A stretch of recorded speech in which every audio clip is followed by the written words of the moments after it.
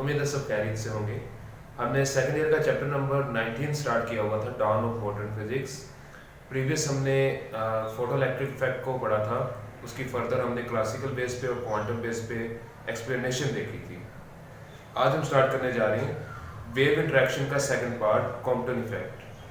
Compton scattering भी बोलते हैं, कॉम्पटन इफेक्ट भी बोलते हैं, इसे एक्स रे स्कैटरिंग भी बोलते हैं। 3-4 टॉपिक्स रिलेट करते हैं इस टॉपिक के साथ। Compton effect, Compton scattering, X rays scattering या X rays scattering by electrons की जो स्कैटरिंग होती है बाय एक्स रेज। तो कॉम्पटन इफेक्ट को हम आज स्टडी करेंगे, डिटेल स्टडी करेंगे। डिटेल तो काफ़ी ज़्यादा है, जो आपके सिलेबस के अकॉर्डिंग है उसी हिसाब से हम फर्दर ज़्यादा डिटेल में डीपली नहीं जाएंगे। नॉर्मल जो आपकी बुक के अकॉर्डिंग जो सिलेबस गिवन है सेकंड ईयर का, उसके अकॉर्डिंग हम इसे स्टडी करेंगे। बहुत सारे फैक्टर हैं कॉम्पटन इफेक्ट में जो कंसिडरेशन होते हैं, इसमें कैलकुलेशन काफ़ी लेंथी होती है, तो हम कैलकुलेशन सिर्फ नॉर्मल कैलकुलेशन करेंगे जो हमें रिक्वायर है, ज़्यादा फर्दर डिटेल में नहीं जाएंगे। एफएससी लेवल है, एफएससी लेवल के हिसाब से हम इसे आज स्टडी करेंगे। वीएस और एमएससी लेवल का जो ये कॉम्पटन इफेक्ट है उसकी कैलकुलेशन बेस हम नहीं करेंगे। चलिए जी स्टार्ट करते हैं। कॉम्पटन इफेक्ट में होता क्या है? कॉम्पटन इफेक्ट बेसिकली सिंपल अल्फाज में ये बताता हूँ कि कॉम्पटन इफेक्ट में एक्स रे फोटोन जब इलेक्ट्रॉन से इंटरेक्शन करता है तो इलेक्ट्रॉन को वैलेंस शेल से निकाल देता है और वो इलेक्ट्रॉन और एक्स रेस एक ही डायरेक्शन में या मुख्तलिफ डायरेक्शन में मूव कर जाते हैं। उसके बाद इसमें होता क्या है कि इंसिडेंस जो एक्स रेस है और इलेक्ट्रॉन से टकराने के बाद इलेक्ट्रॉन को जब निकाल देती है, जो स्कैटर्ड एक्स रे है, दोनों का कंपैरिजन किया गया है वेवलेंथ के अकॉर्डिंग। तो इसमें स्कैटरिंग इफेक्ट या कॉम्पटन इफेक्ट में ये बात है कि इंसिडेंस रे या इंसिडेंस एक्स रे उसकी जो वेवलेंथ हमेशा कम होगी स्कैटर्ड एक्स रेज के साथ। क्लियर है? ये बात हमने माइंड में रखनी है कि स्कैटर्ड एक्स रे जो है वो मैक्सिमम वेवलेंथ से जाता है। मैक्सिमम का मतलब मैक्सिमम नहीं कह सकते, जिस उसकी जो वेवलेंथ होगी वो इंसिडेंस वेवलेंथ से हमेशा कम होगी। तो वेवलेंथ में चेंज आ जाएगा, चेंज आएगा डेल लैम्डा। उस डेल लैम्डा को हमने काउंट करना है कि कितना चेंज आता है। चलिए इसकी थोड़ी सी आपको डिटेल में जाते हैं कि क्लासिकल, हमें इस टॉपिक को हम दो बेसिस पे एक्सप्लेन करेंगे, क्लासिकल बेस पे और क्वांटम बेस पे। जैसे हमने प्रीवियस किया था फोटो इलेक्ट्रिक इफेक्ट में क्लासिकल बेस और क्वांटम बेस पे उसकी एक्सप्लेनेशन की थी फोटो इलेक्ट्रिक इफेक्ट की, सेम हम इसे क्लासिकल बेस पे भी एक्सप्लेन करेंगे और क्वांटम बेस पे भी एक्सप्लेन करेंगे। और फर्दर हम कंपैरिजन करेंगे कि क्लासिकल थ्योरी फिट आती है कि क्वांटम थ्योरीज पे फिट आती है। तो आपकी जो बुक्स है, बुक्स के ऊपर जो टॉपिक दिया गया उसमें क्लासिकल बेस एक्सप्लेनेशन नहीं है, सिर्फ क्वांटम बेस एक्सप्लेनेशन है। क्वांटम बेस एक्सप्लेनेशन को समझने के लिए लाजमी है कि आप क्लासिकल बेस एक्सप्लेनेशन को पहले समझ लें, क्योंकि उसके बगैर आपको इस टॉपिक की समझ नहीं आएगी। आपकी बुक के अंदर सिर्फ क्वांटम बेस एक्सप्लेनेशन है, उसकी रीज़न जो है वो नहीं बताई गई। रीज़न भी मैं ये बताऊंगा कि क्वांटम बेस एक्सप्लेनेशन क्यों वैलिड है, क्लासिकल बेस एक्सप्लेनेशन क्यों वैलिड नहीं है, क्लासिकल बेस के ऊपर कौन से रिजल्ट्स थे, क्वांटम बेस के ऊपर कौन से रिजल्ट हैं। क्वांटम बेस रिजल्ट्स आपको गिवन है, क्लासिकल बेस रिजल्ट्स आपको गिवन नहीं है। तो इसकी पहले मैं एक डायग्राम बनाता हूँ, सिंपल सी डायग्राम है। ग्रेफाइट का कोई पार्टिकल होगा, ग्रेफाइट का कोई एटम होगा, एक्स रेज आएंगी, इस पे टकराएंगी। एक्स रेज जब टकराएंगी तो इसके अंदर जो लूजली बाउंड इलेक्ट्रॉन है या इसके अंदर इंटर होगी, उसे वैलेंस शेल से बाहर निकाल देंगे। तो होगा क्या, एक्स रेज एक डायरेक्शन में मूव कर जाएंगी और जो लूजली बाउंड इलेक्ट्रॉन है वो दूसरी डायरेक्शन में मूव कर जाएंगे। क्लियर है? तो कॉम्पटन इफेक्ट ये कहता है कि इसकी जो वेवलेंथ है और इसकी वेवलेंथ है, इन दोनों का अगर कंपैरिजन किया जाए तो ये वाली वेवलेंथ हमेशा कम होगी, ये वाली वेवलेंथ हमेशा ज्यादा होगी। इससे आप इंसिडेंस का नेम दे दें, इससे आप स्कैटर्ड का नेम दे दें। तो डेल जो लैम्डा इंसिडेंस है हमेशा कम होगा लैम्डा स्कैटरिंग से, ये कॉम्पटन इफेक्ट कहता है। चलिए जी सिंपल सी डायग्राम आपको उम्मीद है समझ आ गई होगी कि ग्रेफाइट का एटम है, इसके ऊपर एक्सरेज जो आपकी हिट करी है, एक्सरेज जब हिट किया तो हुआ ये कि दूसरी बाउंड इलेक्ट्रॉन को उसने बाहर निकाल दिया एक्साइट करवा के एक साइड पे, और एक साइड पे जो एक्स रेज है वो स्कैटर्ड होगी, ये टकरा के स्कैटर्ड होगी। ये टकराने का मतलब ये सिंपल वो फर्स्ट ईयर का टॉपिक है वो इलास्टिक कोलिजन वाला, कि जब एक चीज़ एक बॉडी दूसरी बॉडी से टकराती है तो अपना मोमेंटम उसे ट्रांसफ़र कर देती है। तो हो सकता है कि वो बॉडी उसके वो 3 से 4 केसेस थे इलास्टिक कोलिजन वन डायमेंशन में, उसमें केस नंबर 3 है या केस नंबर 4 है। तो एक पार्टिकल अलग से मूव कर जाता है, एक अलग से मूव कर जाता है, या अपोजिट डायरेक्शन में मूव कर जाते हैं, तो वो थोड़ा उसी से रिलेट करता है।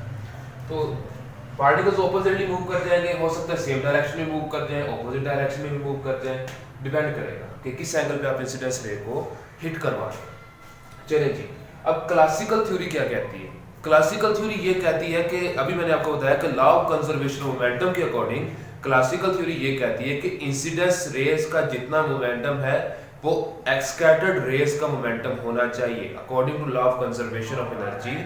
हर तमाम एनर्जी जो होती है वो कंजर्व होती है, सिर्फ एक फॉर्म से दूसरी फॉर्म में ट्रांसफर होती है। जैसे अभी हमने फर्स्ट ईयर में पढ़ा है इलास्टिक कोलिजन में, कि जब एक बॉल आती थी वो बॉल दूसरी बॉल को हिट करती थी तो अपना मोमेंटम उस दूसरी बॉल को ट्रांसफर कर देती थी। तो सेम सिचुएशन यहाँ पे भी होनी चाहिए। जब एक्स रेज फोटोन आते हैं, एक्स रेज जब आती हैं तो जब वो हिट करती हैं उसके साथ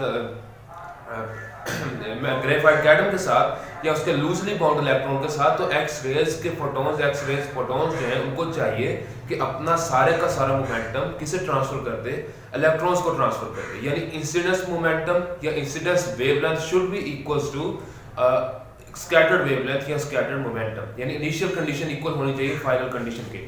उस चीज को अगर क्लासिकल थ्योरी ये कहती है कि हमारे पास जो ग्राफ बनना चाहिए कुछ इस फॉर्म में बनना चाहिए। ये जो हमारी पीक है इसे लैम्डा नॉट कहते हैं, ये स्कैटर्ड एक्स रेज की वेवलेंथ है, मैक्सिमम होती है। तो इसका मतलब ये है कि जितनी हमने इंसिडेंस वेवलेंथ अप्लाई की है स्कैटर्ड वेवलेंथ भी उतनी ही होगी। पीक एक ही बननी चाहिए। एक पीक इंडिकेट कर रहा है कि सेम इंसिडेंस और ये इंटेंसिटी कह सकते हैं वेवलेंथ है, इंसिडेंस और स्कैटरिंग वेवलेंथ सेम होनी चाहिए। यानी जितनी आपने हिट की है उतनी ही आगे ट्रांसफर होनी चाहिए। ये है जी हमारे पास क्लासिकल बेस्ड थ्योरी। एक बात यहाँ पे भूल गया हूँ, यहाँ पे एक डिटेक्टर लगा होता है। डिटेक्टर क्या करता है, इस एक्स रेज को डिटेक्ट कर लेता है। ये डिटेक्टर ऊपर नीचे इस तरह मूव कर सकता है, इस तरह आप इसे मूव करवा सकते हो। ये सेंटर है, सेंटर के साथ ये फिक्स होता है, सेंटर के साथ कोई ना कोई ये एंगल बनाता है, ठीक है। तो इस एंगल के अकॉर्डिंग इसे आप ऊपर नीचे मूव कर सकते हो। चलिए जी, तो क्लासिकल बेस्ड थ्योरी कहती है कि ग्राफ इस तरह का बनना चाहिए कि जितनी जितना इंसिडेंस वेवलेंथ है उतनी ही स्कैटर्ड वेव, यानी सारी incidence wavelength should be equal to scattered wavelength according to classical theory, law of conservation of momentum कह सकते हो या एनर्जी कह सकते हो। तो उस केस के अकॉर्डिंग सारा फैक्टर कंजर्व रहना चाहिए। अब आ जाए क्वांटम बेस्ड थ्योरी पे। क्वांटम बेस्ड थ्योरी ये कहती है कि क्वांटम बेस्ड थ्योरी में जाने से पहले जब डिटेक्टर के अंदर हमने ग्राफ को प्लॉट किया तो ग्राफ्स हमें जो थे ग्राफ कुछ इस तरह मिले। एक बार आपको बताता हूँ कि यहाँ पे जो इंसिडेंस रे है उसकी जो वेवलेंथ होती है वो 71 पिकोमीटर होती है, 71 पिकोमीटर। तो क्लासिकल बेस्ड थ्योरी कह रही थी कि 71 पिकोमीटर से अगर आप वेवलेंथ इंसिडेंस ले रहे हो तो आगे जाके जो वेव स्कैटर्ड होगी उसका भी 71 पिकोमीटर वेवलेंथ होनी चाहिए। तो पीक हमारे पास उस तरह बनेगी, यानी यहाँ पे जो वैल्यू है 71 पिकोमीटर है। जितनी इंसिडेंस उतनी ही होनी चाहिए हमारे पास स्कैटर्ड, क्लासिकल बेस्ड थ्योरी के अकॉर्डिंग। जब हमने डिटेक्टर के अंदर देखा, डिटेक्टर के अंदर डाटा जो हमें मिला, डिटेक्टर के डाटा को हमने जब विजुअलाइज किया, एक ग्राफ बनाया, तो हमारे पास जो ग्राफ बने थे वो कुछ इस तरह के बने थे। क्लियर है? ये लैम्डा नॉट और ये लैम्डा प्राइम, कोई भी नेम दे। एक ग्राफ इस तरह बना हमारे पास। दूसरा ग्राफ लेते हैं, थोड़ा सा एंगल हमने और चेंज किया तो एक ग्राफ हमारे पास इस तरह बन गया।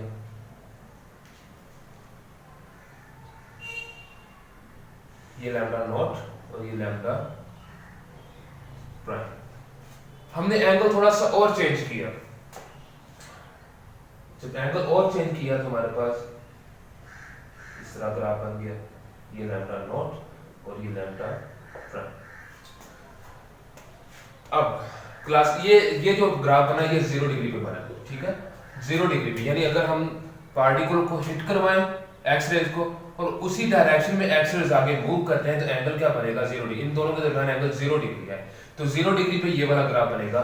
ये क्लासिकल के लिए भी वैलिड है, क्वांटम के लिए भी वैलिड है। ये वाला ग्राफ 0 डिग्री पे क्लासिकल के लिए भी वैलिड है, क्वांटम के लिए भी वैलिड है। चलें जी, अब बात करते हैं अगर एंगल हम 45 डिग्री पे हिट करवाएं, यानी ये जो एक्स रेज हैं ये 45 डिग्री पे अगर जा रहे हैं, देन हमारे पास ये ग्राफ आया। अगर हमने पार्टिकल को एक्स रेज को हिट करवाया है और स्कैटर्ड एक्स रेज सीधा ऊपर निकल गई, यानी एंगल क्या बनेगा 90 डिग्री। तो 90 डिग्री के लिए हमारे पास ग्राफ ये बना था, क्लियर है। अब जैसे ही हमने हिट करवाया एक्स रेज को किसी और एंगल से चेंज करके, for example scattered X rays निकली हैं 135 डिग्री पे, तो उसके लिए हमारे पास ये वाला ग्राफ बना, यानी 3 मुख्तलिफ ग्राफ बन गए 45 पे, 90 पे, 135 पे। 0 डिग्री पे ये वाला ग्राफ आया था क्वांटम बेस थ्योरी पे।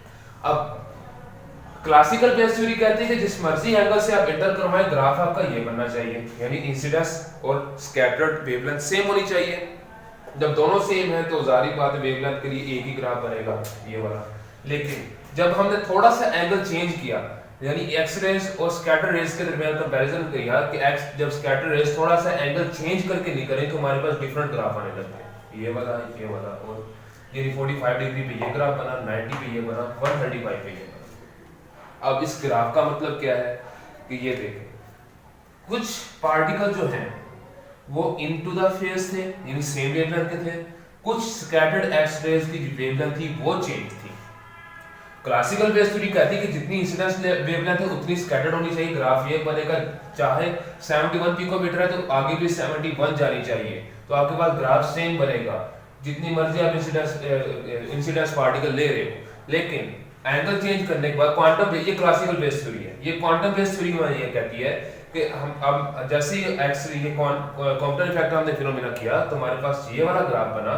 इस ग्राफ को अगर स्टडी करें तो कुछ पार्टिकल, कुछ एक्स रेज के फोटॉन्स हमें मिले 71 पिको पे, ये 71 के लिए फॉर एग्जांपल, और ये पीक थोड़ी सी ऊंची है।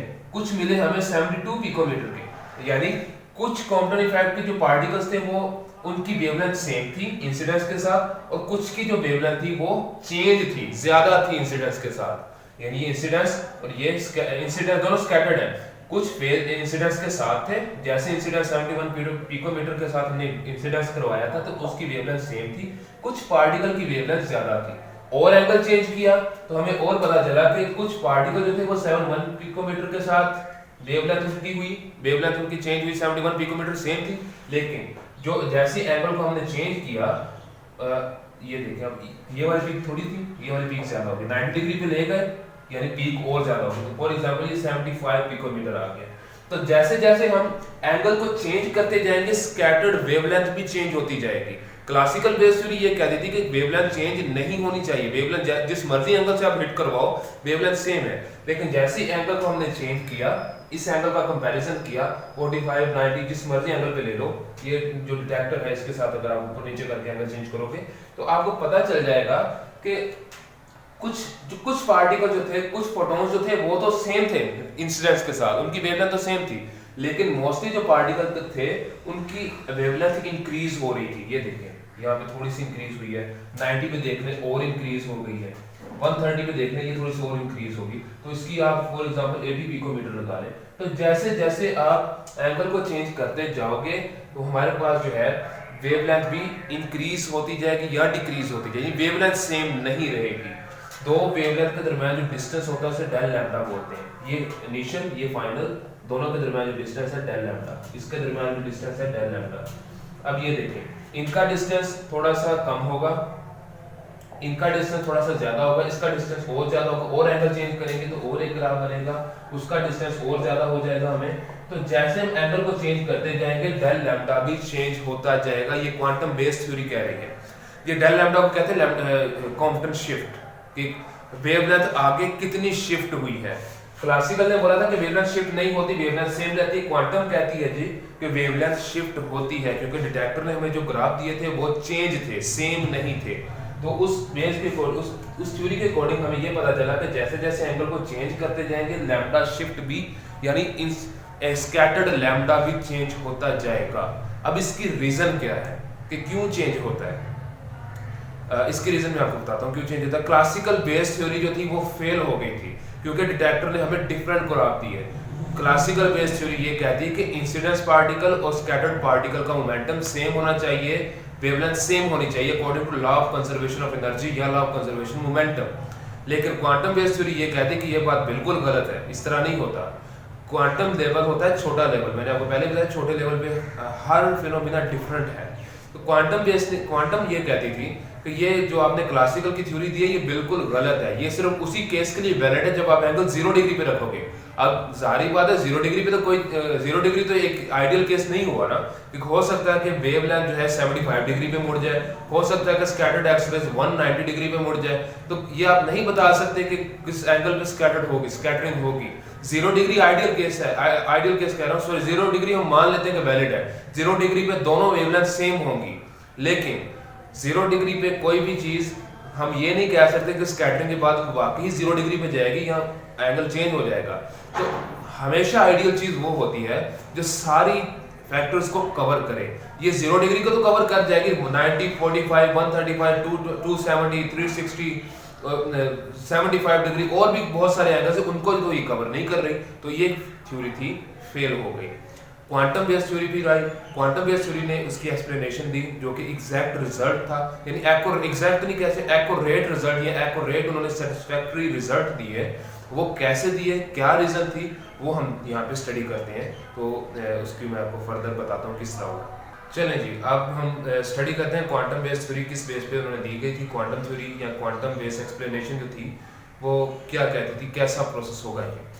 फोटॉन्स की बात करते हैं। एक्सरेज जो होते हैं हम फोटोनिक नेचर लेते हैं। फोटॉन्स होते हैं, सबको पता है एक्सरेज जो है फोटोनिक नेचर रखते हैं, पार्टिकल नेचर भी रखते हैं।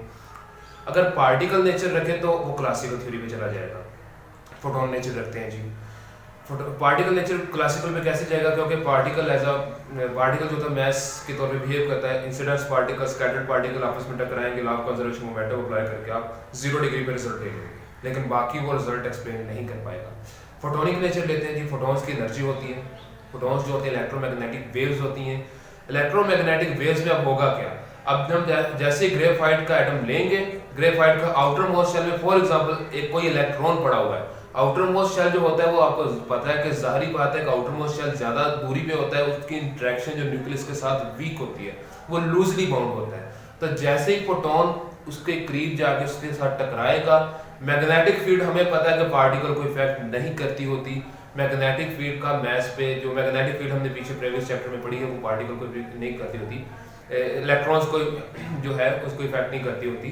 जो इलेक्ट्रिक फील्ड होगी, इलेक्ट्रोमैग्नेटिक होती है ना, इलेक्ट्रिक फील्ड इफेक्ट और मैग्नेटिक फील्ड इफेक्ट कंबाइन करते तो इलेक्ट्रोमैग्नेटिक फील्ड बन जाएगी। इलेक्ट्रिक फील्ड की जो प्रॉपर्टी है ये है, वो चार्जेस को क्या करेगी, वाइब्रेट करवाना शुरू कर देगी।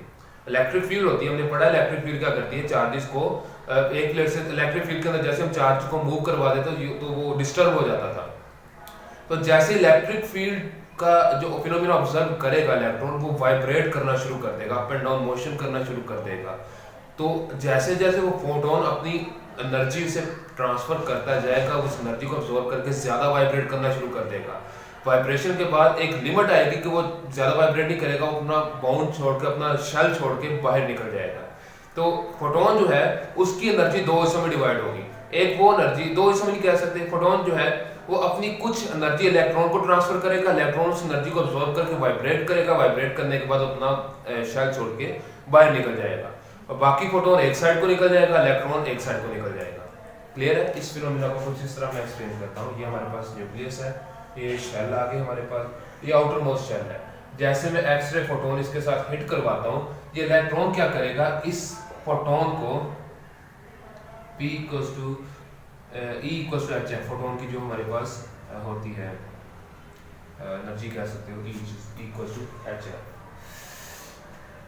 चलें जी, फोटोन क्या करेगा, ये इलेक्ट्रॉन इस फोटोन की कुछ एनर्जी को अपने अंदर अब्सॉर्ब करेगा, जितनी इसकी कैपेसिटी होगी उतनी कैपेसिटी जैसे ही अपने अंदर फुल करता जाएगा, ये अप एंड डाउन मोशन करता जाएगा, वाइब्रेट करता जाएगा। जब इसकी एनर्जी को अब्सॉर्ब करने की कैपेसिटी फुल हो जाएगी, ये इस एनर्जी को अब्सॉर्ब करेगा और बाहर किसी डायरेक्शन में मूव कर जाएगा। बाकी जो फोटोन है वो किसी और डायरेक्शन में मूव कर जाएंगे। ये हमारे पास क्वांटम इफेक्ट जिसे मैंने आपको पहले बना के दिखाई थी डायग्राम, उसी से रिलेट करते हैं। तो ये इलेक्ट्रॉन होगा, ये फोटॉन्स होंगे, डिफरेंट डायरेक्शन में मूव कर जाएंगे, फर्दर ग्राफ बनेगा। अब ये था क्लासिकल क्वांटम बेस्ड थ्योरी का सिंपल सा कॉन्सेप्ट। अब हमारे पास ग्राफ डिफरेंट क्यों आए हैं? पीक्स एक होनी चाहिए, पीक एक होनी चाहिए थी, क्लासिकल बेस्ड थ्योरी को सेटिस्फाई होना चाहिए था, एक ही पीक बननी चाहिए थी, एक ही वेवलेंथ आनी चाहिए थी। लेकिन हमारे पास हमने तीनों ग्राफ्स को स्टडी किया, तीनों ग्राफ में पीक्स डिफरेंट आ रहे, दो पीक्स आ रही थी। दो पीक्स क्यों आ रही थी? रीजन क्या है, क्यों आ रही थी वो पीक्स? उसकी रीजन ये है, ये था हमारे पास सिंपल इसकी बात करते हैं। इसके लिए जो ग्राफ बनेगा वो ये बनेगा, ये लैम्डा, ठीक है। चलिए अब ये क्लासिकल के भी वैलिड है, क्वांटम के भी वैलिड है। हमारे पास ग्राफ्स कुछ इस तरह बन रहे थे, एक ग्राफ हमारे पास इस तरह बना, एक ग्राफ इस तरह बना, यानी डिफरेंट ग्राफ बन रहे थे। हर ग्राफ को देखते हैं दो पीक्स आ रही है हमारे पास। क्लासिकल थ्योरी कहती है कि एक ही पीक बननी चाहिए, क्वांटम थ्योरी कहती है कि दोनों दो पीक्स बनती हैं। अब ये क्यों बनती हैं, इसकी क्या रीजन है? इसकी रीजन ये है, अब एक इलेक्ट्रॉन लेते हैं जो बिल्कुल इनर शेल में है, न्यूक्लियस के साथ, जो पहला शेल उसके अंदर मौजूद है, ये पहले शेल के अंदर मौजूद है। अब जाहिर बात है ये न्यूक्लियस के बिल्कुल करीब है, ये न्यूक्लियस से दूर था, इसकी इंटरेक्शन वीक थी, इसकी इंटरेक्शन स्ट्रॉन्ग होगी, ये लूजली बाउंड नहीं होगा, ये टाइटली बाउंड पार्टिकल है, इजीली यहाँ से निकल नहीं सकता।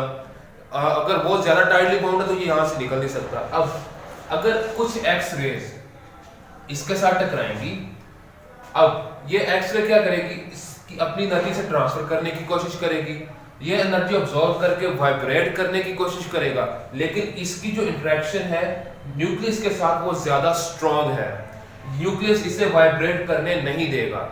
तो ये क्या करेगा, ना तो हाई एनर्जी या लो एनर्जी स्टेट में तो ये जा नहीं सकता, क्योंकि टाइटली बाउंड है। इसकी कोशिश है कि ये वाइब्रेट करे, ये इसे वाइब्रेट करने नहीं दे रहा, ये अपनी एनर्जी से प्रोवाइड कर रहा है कि तुम वाइब्रेट करो और मेरे साथ निकल जाओ, लेकिन ये नहीं निकलेगा क्योंकि न्यूक्लियस की इंटरेक्शन स्ट्रॉन्ग है, ये वाइब्रेट नहीं करने देगा। तो अब ये एक्सरे जो होगा इसे वाइब्रेट करवाने की कोशिश करेगा, ये वाइब्रेट नहीं होगा क्योंकि स्ट्रॉन्ग अट्रैक्शन है, तो ये बिल्कुल सीधा निकल जाएगा। क्लियर है? अब देखें हमारे पास दो आ गए, कुछ दो को छोड़े, अब ये हमारे पास एक्सरे फोटोन आ गया। फोटोन की अब देखें, उसने तो वाइब्रेट करवाना चाहा इलेक्ट्रॉन को, लेकिन वो इलेक्ट्रॉन वाइब्रेट नहीं हुआ, तो फोटोन जो था वो आगे मूव कर गया। क्लियर है? अब इस फोटोन का कंपैरिजन करें इस फोटोन के साथ, इसकी कुछ एनर्जी वेस्ट हुई है इसके अंदर और बाकी बाहर निकल गया, तो इसकी वेवलेंथ क्या होगी एज कंपेयर टू इसकी थोड़ी सी कम होगी। इसकी कोई एनर्जी वेस्ट नहीं हुई, ये सारी की सारी एनर्जी आगे लेके या वेवलेंथ आगे लेके चला गया। तो इसका और इसका जो ग्राफ बनेगा वो हमें दो पीक्स देगा, ये ग्राफ इसका होगा, ये ग्राफ इसका होगा। क्लियर है? जितने हमारे पास एक्सरे स्कैटरिंग के फिनोमेना होंगे उतनी ही हमारे पास पीक्स बनेंगी। तो क्वांटम थ्योरी जो थी वो इस चीज को एक्सप्लेन करती है। अगर दोनों का कंबाइंड इफेक्ट लिया जाए, दोनों का कंपैरिजन किया जाए, तो जो हमारे पास स्कैटर्ड हमारे पास वेवलेंथ होती है उसकी वेवलेंथ हमेशा ज्यादा होती है। ज्यादा क्यों होती है? क्योंकि ये वेवलेंथ इसकी कुछ एनर्जी इसे ऑसिलेट करवाने के लिए, इसे बाहर निकालने के लिए वेस्ट हो जाएगी, इसमें ये तो बाहर निकल नहीं सकता। इसकी जो एनर्जी जो होगी जो मैक्सिमम ही रहेगी, उसी मैक्सिमम वेवलेंथ के साथ बाहर निकलेगा। तो इंसिडेंस और स्कैटर्ड वेवलेंथ का अगर कंपैरिजन किया जाए तो इंसिडेंस वेवलेंथ हमेशा कम होती है स्कैटर्ड वेवलेंथ से। क्लियर है? क्यों होती है? क्योंकि इंसिडेंस वेवलेंथ और स्कैटर्ड वेवलेंथ का आपस में कंपैरिजन हमने अभी करवाया है। जैसे हम पार्टिकल को इंसिडेंस करवाएंगे वो दूसरे एलिमेंट को लेके बाहर निकलेगा, लेकिन जो टाइटली बाउंड इलेक्ट्रॉन होगा वो बाहर नहीं निकल सकता, उसमें एनर्जी वेस्ट नहीं होगी, तो वो अपनी मैक्सिमम वेवलेंथ के साथ फोटोन बाहर निकल जाएगा। तो दोनों का कंपैरिजन करवाएं, दो पीक्स बनती हैं, हमेशा जो स्कैटर्ड की पीक होगी वो मैक्सिमम होगी, हमेशा स्कैटर्ड वेवलेंथ मैक्सिमम होती है इंसिडेंस वेवलेंथ से। क्लियर है? तो ये थी सिंपल अल्फाज में इसकी एक्सप्लेनेशन। दोबारा से सुन लें, रिपीट करता हूँ। क्लासिकल बेस्ड थ्योरी ने ये बोला था कि हमारे पास जो इंसिडेंस और स्कैटर्ड जो होती है वो सेम होनी चाहिए, लेकिन क्वांटम कहती है ऐसा नहीं है, डिफरेंट होती है। वेवलेंथ स्कैटर्ड की ज़्यादा होती है, इंसिडेंस की वेवलेंथ कम होती है। कम क्यों होती है? E = हमारे पास होती है h हो सकता है ये 71 पिकोमीटर है, आगे जाके एनर्जी थोड़ी सी वेस्ट होगी और एनर्जी वेस्ट करने से क्या होता है, हो सकता है इसकी वेवलेंथ इंक्रीज कर जाए। ज्यादा बड़ी वेवलेंथ पे क्या होता है, एनर्जी शॉर्टर होती है, ये हमने प्रीवियस पढ़ा है। The longer wavelength will be shorter have the shorter energy. Longer wavelength होगी तो एनर्जी क्या हो जाएगी, शॉर्टर हो जाएगी। सेम फिनोमेना है कि कुछ एनर्जी जो होगी इन पार्टिकल्स को एक्साइट करवाने के लिए वेस्ट हो जाएगी। जैसे वो एनर्जी वेस्ट करेगा, जाहिर बात है उसकी वेवलेंथ ऑटोमेटिकली इंक्रीज कर जाएगी। वेवलेंथ इंक्रीज करने से क्या होता है, हमें ये पता चल जाएगा कि स्कैटर्ड वेवलेंथ हमेशा लेस हो जाएगी इंसिडेंस वेवलेंथ से। तो ये था हमारे पास कंपोनेंट फैक्ट। आगे इसकी कैलकुलेशंस करते हैं। कैलकुलेशंस जो है वो हम डायरेक्ट कैलकुलेशन नहीं करेंगे, कुछ पार्ट मैं आपको लिखवा देता हूँ और मोस्टली पार्ट हम नहीं करेंगे। क्यों नहीं करेंगे, क्योंकि वो आपके सिलेबस में नहीं है। आपके सिलेबस में डायरेक्ट फॉर्मूला है, उसी फॉर्मूले के अंदर उन्होंने कैलकुलेशंस की हैं, तो वो कैलकुलेशंस हम उसके कुछ पार्ट आपको मैं करवा देता हूँ ताकि आपको थोड़ी सी समझ आ जाए और फिर फर्दर हम इसे प्रोसीड करें। एक छोटी सी बात मैं और मेंशन करना चाहता हूँ, अगर आप लोगों को ये समझ नहीं आ रही कि एनर्जी वेवलेंथ को इंक्रीज करने से एनर्जी डिक्रीज किस तरह होती है, ये वाला रिलेशन देखते हैं, वो जो मैं पहले करवाने लगा था। ई डायरेक्टली प्रोपोर्शनल किसके आ जाएगा, फ्रीक्वेंसी के, यानी एनर्जी को इंक्रीज करने से फ्रीक्वेंसी क्या हो जाती है, इंक्रीज हो जाती है। और फ्रीक्वेंसी और वेवलेंथ का आपस में रिलेशन क्या होता है, इनवर्स रिलेशन होता है। जितनी फ्रीक्वेंसी ज्यादा उतनी वेवलेंथ कम हो जाएगी। अब एनर्जी ज्यादा है तो फ्रीक्वेंसी ज्यादा है, फ्रीक्वेंसी ज्यादा होगी तो वेवलेंथ क्या हो जाएगी, कम हो जाएगी। इसमें क्या हो रहा है, कुछ एनर्जी वेस्ट हो रही है पार्टिकल को बाहर निकालने के लिए, एनर्जी कम हो रही है। एनर्जी कम होगी तो फ्रीक्वेंसी क्या हो जाएगी, वो भी कम हो जाएगी। अगर फ्रीक्वेंसी कम हो जाएगी तो वेवलेंथ क्या हो जाएगी, वो इंक्रीज कर जाएगी। तो वही बात मैं आपको बताना चाह रहा था कि जो स्कैटर्ड वेवलेंथ होगी वो इंक्रीज करेगी इंसिडेंस वेवलेंथ से। चलें जी, फर्दर कैलकुलेशन के साथ प्रोसीड करते हैं। चलें जी, स्टार्ट करते हैं। मेरे पास एक सिंपल सी डायग्राम है। एक्स रेज ने आके, ये हमारे पास पार्टिकल पड़ा हुआ है, एक्स रेज फोटोन टकराए हैं पार्टिकल के साथ। एक्स रेज का जो मोमेंटम था वो p था। जो पार्टिकल जो इलेक्ट्रॉन है वो रेस्ट पे था, इसलिए उसका इनिशियल मोमेंटम नहीं होगा। अब जैसे टकराया है, इसे एक्साइट करवा के इलेक्ट्रॉन नीचे को मूव कर गया, बाकी जो रेस्ट फोटोन थे वो ऊपर को मूव कर गए। ये इनिशियल मोमेंटम था, टकराने कोलिजन के बाद मोमेंटम क्या हो जाता है, फाइनल हो जाता है। तो ये फाइनल मोमेंटम ऑफ फोटोन, और ये इनिशियल मोमेंटम तो इसका जीरो था, जैसे टकराया ये मूव करना चल गया तो इसका जो मोमेंटम होगा वो फाइनल हो जाएगा। तो ये फाइनल मोमेंटम ऑफ इलेक्ट्रॉन, ये मोमेंटम ऑफ एक्स रेज, ये एक्स एक्सिस और ये वाई एक्सिस। फोटोन का जो एंगल था वो थीटा, इलेक्ट्रॉन का एंगल फाई। तो दोनों को हम कंसीडर करते हैं। यहाँ पे law of conservation of energy भी लगेगी, law of conservation of momentum भी लगेगा।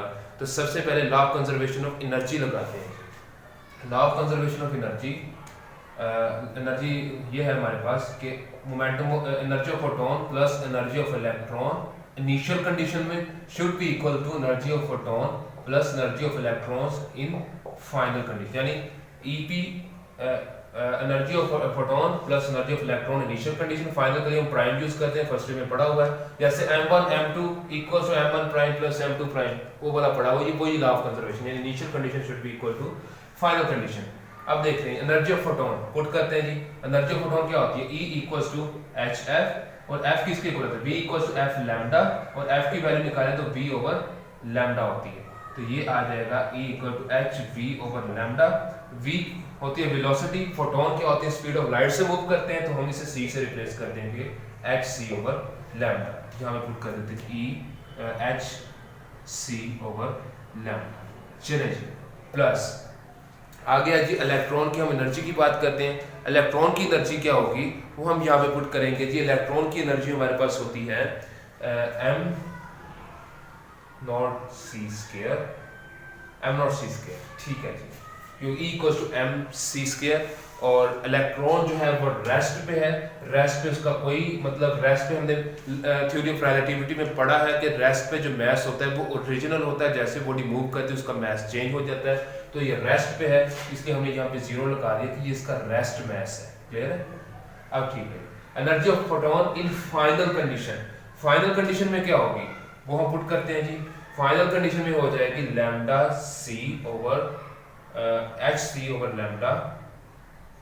तो लैम्डा के साथ एनर्जी चेंज हुई है तो लैम्डा को प्राइम कर दें, प्लस आगे क्या होगा, ये हमने एनर्जी पुट करनी है उसकी इलेक्ट्रॉन की इन फाइनल कंडीशन। तो फाइनल कंडीशन में क्या होगी, दोबारा से M C square E equal to M C square. लेकिन अब इलेक्ट्रॉन फाइनल कंडीशन में क्या करेगा, मूव करेगा, और मोशन में क्या होता है, मैस वेरिएशन होती है। मैंने आपको बताया था थ्योरी ऑफ रिलेटिविटी में, जब भी कोई चीज मोशन करती है तो उसका मैस चेंज होता है, यानी E equal to M C square, और m किसके इक्वल होगा, m naught over 1 minus v square over c square. तो m नॉट की वैल्यू यहाँ पे पुट करेंगे, यहाँ पे m की वैल्यू आ जाएगी m naught c square over 1 minus v square over c square, ये वाला c square m equal to mc square वाला उसका अंडर।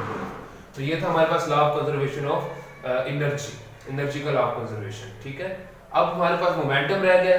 मोमेंटम अब दो हिस्सों में हो रहा है, एक तो x एक्सिस पे है और एक y एक्सिस पे है। तो x कंपोनेंट के लिए अलग से मोमेंटम कर लेंगे, y कंपोनेंट के लिए अलग से मोमेंटम कैलकुलेट करेंगे, बाकी फर्दर आगे उसे हम स्टडी करते हैं। चलिए इसे मैं थोड़ा सा इरेज करता हूँ और आगे फिर देखते हैं क्या फिर मेरा सामने आएगा। चलिए पहले x कंपोनेंट फाइंड कर लेते हैं जी। x कंपोनेंट में क्या होगा, x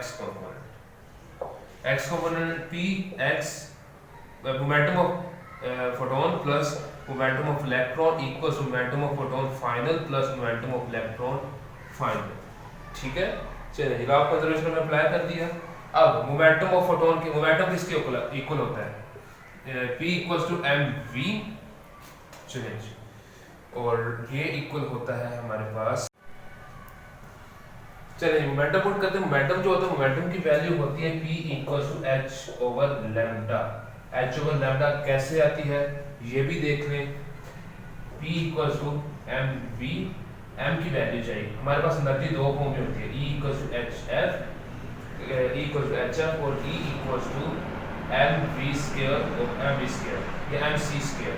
क्लियर है, दोनों का कंपैरिजन करें तो mc square equal to hf, m की वैल्यू निकालें hf over c square, f की वैल्यू निकालें। f किसके इक्वल होता है, हमारे पास v equal to f lambda और f आ जाएगा v over lambda. Speed of light की बात करें तो c ओवर लैम्डा।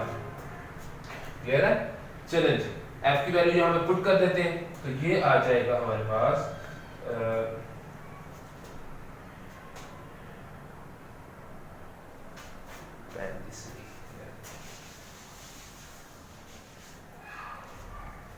मोमेंटम की बात करते हैं। मोमेंटम हमारे पास इक्वल होता है h ओवर लैम्डा के, यहाँ पे पुट कर देते हैं जी h ओवर लैम्डा।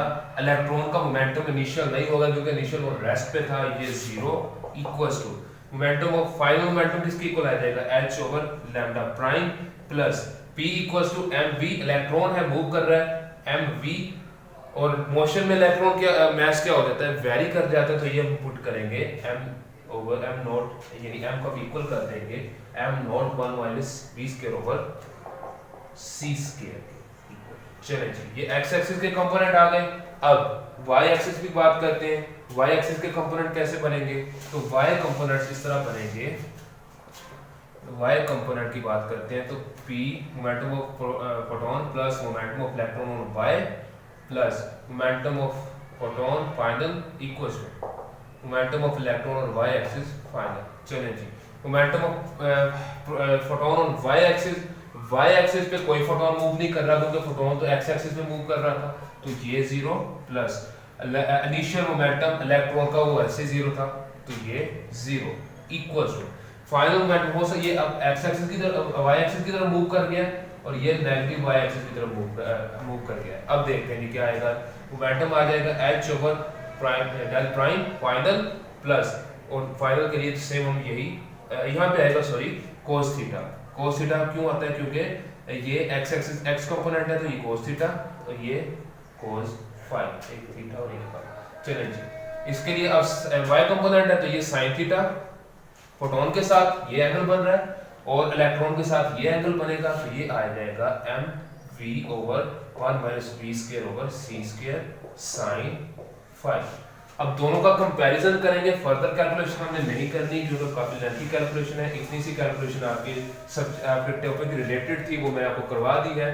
तो डेल लैम्डा इक्वल होगा हमारे पास, डेल लैम्डा की हम बेसिकली वैल्यू फाइंड कर रहे हैं, तो ये होगा h over m c 1 minus cos theta.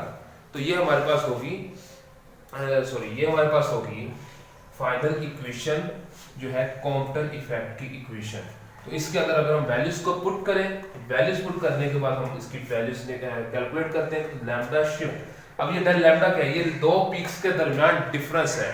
अब दो पीक्स के दरमियान जो डिफरेंस है वो वेवलेंथ पे डिपेंड नहीं करता है, यहाँ पे कोई भी वेवलेंथ नहीं आ रही। तो दो पीक्स के दरमियान जो वेवलेंथ का डिफरेंस आ रहा है वो सिर्फ एनर्जी मैस पे डिपेंड करेगा, और उनके दरमियान एंगल, ये मैस ऑफ इलेक्ट्रॉन, इलेक्ट्रॉन के मैस पे डिपेंड करेगा, और उनके दरमियान कौन सा एंगल बन रहा है उस पे डिपेंड करेगा। ये था जी हमारे पास कॉम्पटन इफेक्ट। फर्दर इसकी कैलकुलेशंस आपकी बुक के ऊपर दी गई है, वो आप उस पे से नोट करके वैल्यूज पुट करके कैलकुलेट कर सकते हो। ये जो फिनोमेना था 1923 में आया था। आर्थर हॉले कॉम्पटन साइंटिस्ट है, उसने ये फिनोमेना इंट्रोड्यूस करवाया था। डिटेल से स्टडी करें, लॉन्ग क्वेश्चन के तौर पे आ सकता है, अच्छे से याद करना है। फर्दर कोई क्यूरी हो, कोई क्वेश्चन हो तो आप कमेंट सेक्शन में पूछ सकते हैं। आज के लिए इतना ही था। अल्लाह हाफिज़।